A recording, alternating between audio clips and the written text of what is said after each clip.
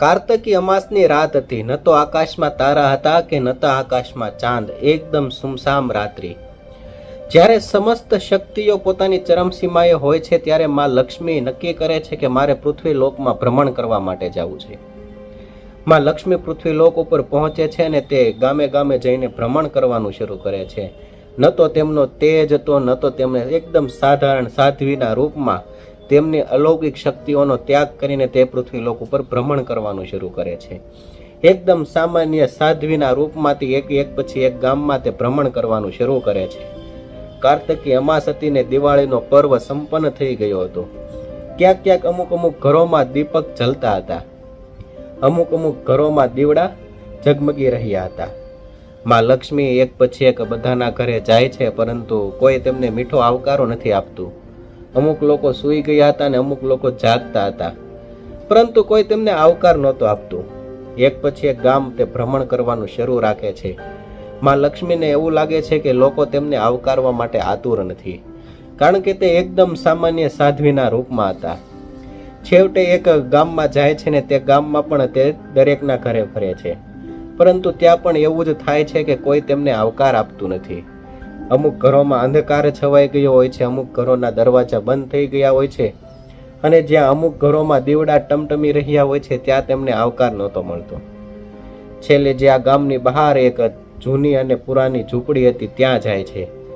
તે જઈને માં લક્ષ્મી જોવે છે કે આ ઝૂંપડી તો એકદમ જૂની છે, એકદમ તેમની દિવાલો જર્જરિત થઈ ગઈ છે. ને માં લક્ષ્મી તે ઝૂંપડાની બારીમાંથી અંદર જોવે છે તો એક વૃદ્ધ માજી હોય છે, તે ચરખા ઉપર કપાસને કાતી રહ્યા હોય છે.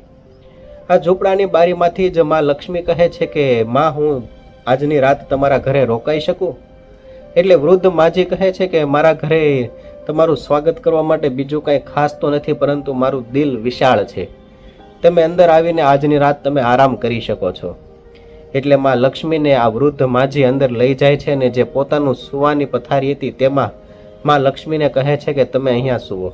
જે એક માટીનો ચૂલો હતો તેની ઉપર દૂધ ગરમ થતું હતું. આ દૂધ માં લક્ષ્મીને તેમણે પાયું અને માં લક્ષ્મીને આ વૃદ્ધ માજીએ કહ્યું કે હું તમારી આટલી જ સરભરા કરી શકું તેમ છું.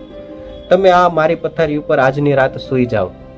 હું સામે ચરખામાં કપાસ કાતું છું તો હું ત્યાં જ સૂઈ જઈશ. એટલે માં લક્ષ્મી પડખું ફરીને તે પથારી ઉપર સૂઈ ગયા અને વૃદ્ધ માજી ત્યાં ચરખા ઉપર કપાસ કાતવા લાગ્યા. ચરખાનો એકદમ મધુર અવાજ અને જે દીવડાની જ્યોત હતી તે ઝૂંપડીનું વાતાવરણ એકદમ રમણીય બનાવી દીધું હતું.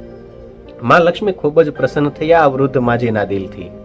આ વૃદ્ધ માજીના આટલા મોટા દિલથી આવી આગતા સ્વાગતા જોઈને માં લક્ષ્મી ખૂબ જ ખુશ થઈ ગયા. ધીમે ધીમે વૃદ્ધ માજી પણ સૂઈ ગયા. સવાર પડતાની સાથે જ સૂરજનું પહેલું કિરણ ઝૂંપડીની બારીમાંથી જેવું જ અંદર આવ્યું તો વૃદ્ધ માજીની આંખો ખુલી. વૃદ્ધ માજીએ જાગીને જોયું તો જે દીવડો હતો તે સોનાનો થઈ ગયો હતો, જે માજીનો ચરખો હતો તે રત્ન જડિત ચરખો બની ગયો હતો, અને જે તેની ઝૂંપડી હતી તે આજે રાજમહેલમાં ફેલાઈ ગઈ હતી. માં તો આકાશ ઉપરથી જોઈને કહેવા લાગ્યા કે મેં તો માત્ર તે સાધ્વીને મેં એક રાત માટેની મહેમાન ગતિ જ આપી હતી, તો એના બદલામાં પ્રભુ, હે ઈશ્વર, હે માં, તમે મને એટલું બધું આપ્યું? તો અંદરથી મહેલની અંદરથી અવાજ આવે છે કે તમે સાચા દિલથી જે મને આવકારો આપ્યો, સાચા દિલથી તમે મારી આગતા સ્વાગતા કરી, તેના માટે આટલું પણ ઓછું છે. ચારે બાજુ ધન, ધાન્ય અને અનાજના ભંડારો ભરાઈ ગયા. દિવાલો ચાંદીની અને છત સોનાની બની ગઈ. ચારે બાજુ એટલી બધી વૈભવશાળી રત્નો ચારે બાજુ ફેલાઈ ગયા. અને કહે છે કે આ આખો વૈભવ તે ગામમાં, આખું ગામ સમૃદ્ધ બની ગયું. આ માજીની ઝૂંપડી તો વિશાળ મહેલમાં પરિવર્તિત થઈ જ ગઈ, પરંતુ તે ગામ હતું, તે ગામમાં પણ એટલી બધી સમૃદ્ધિ આવી કે તે ગામના લોકો પોતાનું આજીવન અમીર બની ગયા. પોતે વૈભવમાં અને સુખ સંપન્ન તરીકેથી જીવન જીવવા લાગ્યા. અને કહેવાય છે કે આજે પણ તે ગામમાં જે માજીનું ઝૂંપડું હતું ત્યાં દિવાળીના દિવસે પોતાની રીતે જ દીપક પ્રજ્વલિત થાય છે અને તેમાં રોશની એટલી બધી હોય છે કે તેની કોઈ સીમા જ નથી. એટલે આ કહાની ઉપરથી આપણને એ શીખવા મળે છે કે કોઈ પણ અતિથિ હોય, કોઈ પણ મહેમાન હોય તો તેને આપણે સાચા દિલથી આદર આપવો જોઈએ. આપણી પાસે સગવડતા હોય કે ના હોય, પરંતુ આપણે આપણું દિલ મોટું રાખવું જોઈએ. જો આપણું દિલ સાચું હશે, આપણે સાચી મહેમાન ગતિ કરીશું તો ભગવાન તેમનું ફળ આપણને એક દિવસ જરૂરથી આપશે.